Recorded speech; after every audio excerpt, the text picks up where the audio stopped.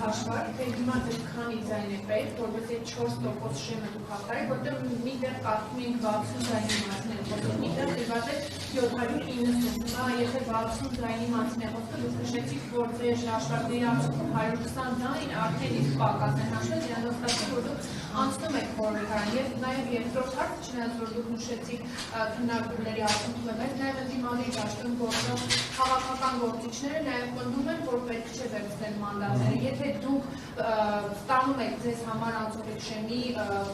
մանդատի ձայները, դուք պատրաստ եք դնել մանդատները եւ փողոցում պայքարը շարունակել կամ նոր ընտրությունների գնալ։ Տեսեք, ես ուզում եմ, որ մենք հստակ ֆիքսենք հետևյալը։ Մենք մանդատը կռիվ չենք անում։ Խնդիրը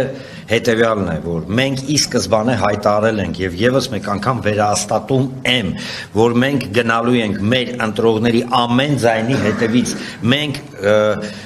տեսեք, չկա իրավիճակ, որ օրինակ ինչ-որ մի քանակություն մանդատների մեզ պակասում է, մենք գնանք, հա, գտնենք այդ ձայները, բերենք, չգիտեմ ինչ եւ այլն, կամ ձայների չկա տես բան։ Մեզ համար կարեւորը եղել է, կա եւ մնում է այն մարդկանց ձայները, այն մարդկանց վստահության քվեն, որը տրվել է Բարգավաճ Հայաստանի։ Մենք ամեն քվեի հետևից գնալու ենք։ Առաջնային մենք դիտարկում ենք այս պարագայում միայն սա,